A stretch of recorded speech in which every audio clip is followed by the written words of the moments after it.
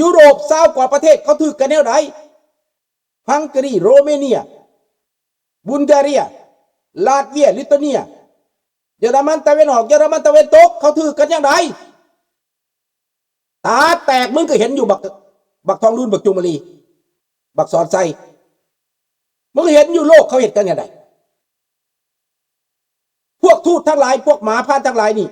สู้กระหูจักอยู่เขาเปลี่ยนแปลงปล่อยให้ทุกคนในประเทศมีสิทธิ์มีเสียงปล่อยให้ตั้งพรรคการเมืองได้ค้ำประกันพรรคการเมืองได้แม่นบอกความถูกต้องปรองดองบาดแผลต่างๆการกระทำต่างๆผู้นำที่มีประวัติคดเลี้ยวเขาก็จับหยัดไข่คุกตัดสินว่ามีความผิดแล้วเปิดโอกาสให้ประชาชนมีสิทธิ์มีเสียงเลือกเอาผู้นำที่เขาชอบที่เขาต้องการพัฒนาได้ต่อไปทุกประเทศในยุโรปเขาก็เดินทางไปสู่ประชาธิปไตยเดินทางไปสู่เสรีภาพเดินทางไปสู่ความยุติธรรมความถูกต้องนั่นคือทางออกแต่นี่แทนที่ไปแบบนั้นมาแบ่งแยกมาทำลายมาแยกฝักแยกพวกมาซิงวัดหวังเสียวัดเป็นฐานโฆษณาส่วนเสือแบบภาสวัตแบบอีตาเท่าสวัสดอยู่ฝรั่งเศสบักเท่าอันนั้นเอาผ้าเหลืองคุ้มไว้แล้วว่าตัวเองเป็นเทวดานี่คือเบิ้งลินการเมืองหลับไส้การเมืองหลอกลวงประชาชนบ่ซื่อสัตย์ทรยศขี้คดเป็นภาพบ่ได้บ่มีศีลบ่แม่นลูกน้องพระพุทธเจ้าบ่แม่นสาวกพระพุทธเจ้านี่แต่คนลาวเขาต้องตาสว่างต้องเห็นบ่แม่นเขาเห็นเอาผ้าเหลืองมาคุ้มแล้วแม่นพระเบิดมันบ่แม่นได้ปลอมก็มีได้ขี้คดก็มีได้ทรยศก็มีได้เนอะอันนี้แหละความจริงนั้นนะเราต้องศึกษาหาความจริงเราต้องเบิ่งความเป็นจริงพี่น้องอันนี้มาฮอดนี่แหละพี่น้องโลกมันพัฒนาไปฮอดใส่มันก้าวไปฮอดใส่เอาสบายดีเด้อผู้เขามาใหม่ทุกท่านเด้อขอบใจหลายๆเนาะที่เขียนขึ้นมาเนาะผ่านแบล็กแคนลาวเขียนว่าพรรคคอมมิวนิสต์ลาวมันย่านอำนาจอยู่กับประชาชนอยู่แล้วถ้าอำนาจอยู่กับประชาชนมันหู้ว่ามันตายแท้ๆเวรกรรมของมันกระบวนการดอกสมชายว่าขอให้กรรมที่มันสาบานอยู่วัดองค์ตื้อนำสนองมันไวๆสาธุแม่นอันนี้แม่นงามสาบานนั่นนะข้าพเจ้าเสือกระย้อนน้ำสาบานนั่นแหละทุกมือนี่นะมันจะเห็ดหยังกระบอกขึ้นมันเห็ดหยังกระบอกได้มันเกลียดสังอเมริกามันแลนน้ำโซเวียตแลนน้ำจีนพวกนั้นมาเขาปุ้นศาสตร์เขาทำลายศาสตร์เขาปุ้นประเทศลาวมันจึงกลับลำหันมาหาอเมริกาตอนนี้นะเชิญอเมริกาเข้าไปลงทุนข้าพเจ้าก็ดีใจน้ำอเมริกาเข้าไปแต่อเมริกาเข้าไปเขามีเงื่อนไขได้โดนัลด์ทรัมป์ว่าประชาชนลาวบ่มักคอมมิวนิสต์แล้วฟังคักๆเด้อ Thank you President Trump he said the Lao population เห็นบ่ล่ะ don't like Communist Party ฟังคักๆประชาชนลาวบ่เอาลัทธิคอมมิวนิสต์ประชาชนลาวบ่ต้องการลัทธิคอมมิวนิสต์เขาต้องการประชาธิปไตยเขาต้องการตลาดเสรีเขาต้องการคนลาวนอกกลับคืนมาพัฒนาชาติฟังดูข้าพเจ้าว่านี่ว่าหลานคนหนึ่งเป็น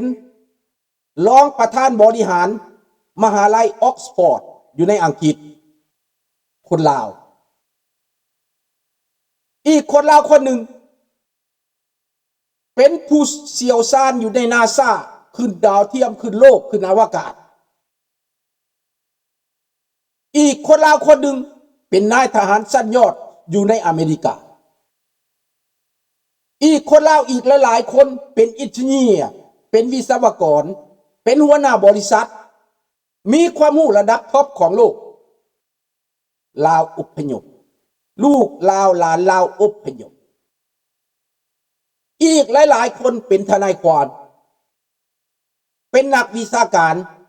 เป็นนักบริหารคนลาวในต่างประเทศบ่ได้ด้อยหน้าชาติใดบ่ได้ตกต่ำผู้ใดและก็บ่ต้องปิดบังอีกต่อไปต้องเปิดเผยคนหูว่าเฮาเป็นลาวเฮาเป็นลาวอพยพมาแต่ได้รับได้ดีดีอกดีใจนำลูกนำหลานดีอกดีใจนำเสื้อชาติลาวที่เขาไล่หนีตีส่งแล้วมาได้รับได้ดีในต่างประเทศลาวแดงทุกมื้อนี้คิดบ่ถึงว่าคนตัวเองไล่ฆ่าไล่แกงนั่นมันสิได้รับได้ดีมันสิรอดจากความล้มความตายมารอดจากการกดขี่ข่มเหงมาแล้วได้รับได้ดีมาตอนนี้ข่อยอยากไปยามข่อยอยากไปซากส่วนอวนต้านกลับขึ้นเมืองประเทศบักหน้าแหลมบักหน้าจืดอยากได้คนลาวในแคนาดา20คนกลับคืนเมืองลาวมันวะอยากได้พวกจบการศึกษาระดับสูง20คนเพิ่นสิยั่วให้ได้20คนข้าพเจ้าเบิ่งซ่านขี้มูกมันเบิ่งซ่านขี้มูกมันน่ะมันสิได้จักคนไผสิเชื่อหัวมันพี่น้องสิเชื่อมันบ่บักหน้าจืดบักหน้าแหลมนี่น่ะมันขี้ตัวน่ะไผสิเชื่อมันสิเอาหยังเงินใหญ่ใส่มาจ่ายเขาจบวิศวกรอยู่นี่เขาตั้งบริษัทรายได้ของเขาเป็นหลายแสนต่อปี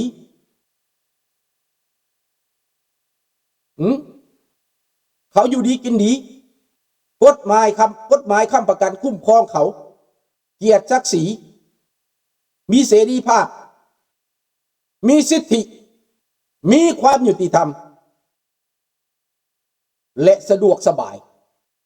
บ่มีผู้ใดมาทำให้ย่านทำให้กลัวแต่เมื่ออยู่เมืองลาวถูกใจรัฐบาลก็เลี้ยงไว้คือหมาบ่ถูกใจก็ใส่ยาเบื่อให้มันตายI'm poison นี่ฆ่าเค้นฆ่าแบบลับๆเงียบๆล่วงหลายไพ่มากตายมาล่วงหลายไพ่มากแล้วรัฐบาลนี่เป็นรัฐบาลฆาตกรนิสัยแบบรัสเซียผู้ใดมันบ่มักมันฆ่าทิ่มเบิดตกปองเยี่ยมตายจมน้ำตายนอนรับไปตายมันหิดใส่ยาสั่งใส่ยาเบื่อพวกนี่นะบักทองรุ่นมันเป็นฆาตกรลูกน้องบักโปตินี่บ่ต้องไปเว้าอย่างยาก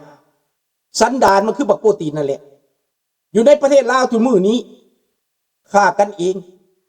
บ่มักผู้ใดละฆ่ากันญาติแย่งหน้าที่กันก็ฆ่ากันผู้ใดสิอยากไปอยู่น้ำหัวมันแหละข้าพเจ้าบ่ไว้ใจข้าพเจ้าบ่เชื่อมันเด้พวกสันดานแบบนี้ข้าพเจ้าบ่เชื่อดอกพวกบ่มีศีลมีธรรมนี่บ่เชื่อมันดอกเห็นแล้วบ่ลูกหลานผู้เกิดใหม่ใหญ่รุ่นคันว่าเว้าเรื่องลาวแล้วเพิ่นเป็นเอกเป็นโทคันเว้าเรื่องลาวแบบนี้น่ะเพิ่นบ่ถูกใจเพิ่นบ่จักดิเพิ่นกำลังเมาปัดไก่ตาแตกคือโฆษณาส่วนเสือเมาเกียรติเมาศักดิ์ศรีความเป็นลาวแต่ผู้ข่มเหงลาวแม่นไผเจ็กแก้วบักสอนไส้ก็เป็นแก้วเบิดครอบครัวบักสมานมิยาเกตก็เป็นแก้วเบิดครอบครัวบักไก่สอนก็แก้วเบิดครอบครัวบักนูหักก็แก้วเบิดครอบครัวอยู่ไสคนลาวปกครองลาวสบายดีอันรูคนลาวเขาต้องมีหัวใจแม่ เกิดมาต้องรู้จักความจริงแม่รับสารภาพความจริงแม่อยากถูกต้องปรองดองเอาซิสเต็มประชาธิปไตยมาแล้วก็แล้วยุโรปเขาก็แก้ไขปัญหาของประเทศเขาได้ง่ายเด้เขาคืนความยุติธรรม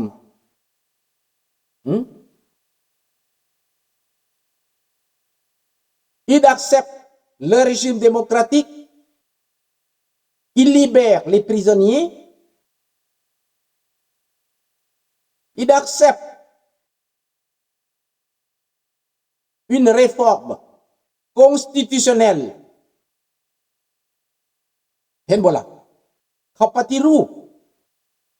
โครงทางการเมืองรัฐธรรมนูญในการปกครองการบริหารให้ทุกคนมีสิทธิ์มีเสียงตั้งพรรคการเมือง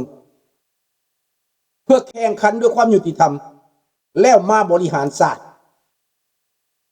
เขาไม่ได้ผูกขาดอำนาจว่าบักของรุ่นเกิดขึ้นมาแล้วต้องเป็นเทวดาสัวปันหมาเลวปันหมาเซิงลูกไผ่ตัวเองยังมานั่งเป็นประธานประเทศอยู่ครอบครัวบักคำไตเป็นโจรปุ้นซาดขายเบิดภาคใต้ยังมานั่งอยู่ในอำนาจอยู่พวกสูบอาย วะสูหน้าด้านหน้ามึนไปปะขนาดนี้พุ่นวะขายของประเทศแล้วยังมาตัวเองเป็นเทวดาอยู่ยังว่าตัวเองถูกต้องยังว่าตัวเองยุติธรรมอยู่พวกเจ้าสิบิดปิดบังไปฮอดมือใดพวกเจ้าจะสัวจะเลวไปฮอดมือใดพวกเจ้าจะบ้าอำนาจไปฮอดมือใดพวกเจ้าจะหลับไส้โจรนี่ไปฮอดมือใดคนลาวพวกเจ้าจะให้ต่างชาตินี้มาสวยโอกาสความอยู่เย็นเป็นสุขมาสวยโอกาสทรัพย์สินทรัพย์ในดินสินในน้ำของแผ่นดินพวกเจ้าว่าพวกเจ้าปกป้องญาติอเมริกามาปุ้นชาติลาวแต่ตอนนี้อเมริกามาแล้ว they come back to Laos เห็นบ่ล่ะโดนัลด์ทรัมป์ประกาศแล้วส่งนักเสี่ยวซานส่งนักธุรกิจส่งนักการค้าส่งคนลาวที่กลับคืนมาสอบสวนเรื่องปัญหาลาวแหละจะดีบ่รอดดอกจะติดแห้วแล้วติดกับดักแล้วเจ้าปฏิเสธโลดก็เจ้าอย่าจริงนะจะติดกับดักแล้วอันนี้แหละกับดักเวียดนามกำคอว่าจะต้องยอมรับเงื่อนไขของอเมริกามันสิตายเนาะตัวนี้แหละอันมันมาวัดมันเป็นอย่างดอกมันมาขอลดผ่อนความกดดันมันมาขอความเห็นใจของคนลาวนอกนี่บ่ให้เกียรติตั้งมันหลายบ่ให้ด่ามันหลายผู้ใดไปด่าผู้ใดไปต้องรัฐบาลให้พวกเจ้าบ่ให้ความสนับสนุนความหมายของมันเป็นแบบนั้นมันอยากไอโซเลตมันอยากอิโซเลตคนที่ต่อสู้แต่ข้าพเจ้าบ่ได้หวั่นเกรงเจ้าสิซอยเจ้าสิบ่ซอยค่อยดอนแค่เพราะว่าค่อยได้เว้าความจริงให้คนฟังแล้วค่อยได้เปิดเผยความชั่วความเลวของรัฐบาลและพวกทูตนี่แล้วเลือกจากนั้นเหลือแต่นั้นคิดเอาเองแม่นบ่อันรูคนมีสมองบ่เป็นควายเขาบ่ได้กินหญ้าที่ข้าพเจ้าเสื่อจังซี่ได้มันไปขอทานบ่ขอทานก็บ่ให้บาทหนึ่งเซนหนึ่งก็บ่ให้มันเพราะมันบ่ได้ไปสร้างประเทศมันบริทุกมันขายแผ่นดินอยู่เห็นบ่ล่ะมันขายเบิดทรัพยากรหั่นน่ะแล้วมันสิมาเอาหยังเลือดกับปูนำพวกเฮานี่บ่มีหยังไปสร้างโรงเรียนในบ้านคือบ้านพวกข้าพเจ้าไปสร้างไว้ก็บ่มีในครูสอนนักเรียนก็บ่ไปเรียนเขาหนีหมดอายุ13 14หนีไปประเทศไทยเบิดบ่มีนักเรียนหนังสือเพราะว่าเขาบ่สนใจเขาสนใจเรื่องปากเรื่องท้องสิกลายเป็นโสเภณีสิเป็นแม่จ้างก็สุดแล้วแต่เสี่ยงชีวิตเห็นบ่ล่ะเสี่ยงชีวิตหนีไปหากินมันสิมาอ้างหยังอีกตั้งแต่ก่อนแม่โตเกียงผาไม่เหี้ยข้าพเจ้าเกิดขึ้นมาเขาเรียนป.1ได้เขาเรียนผาไม่เหี้ย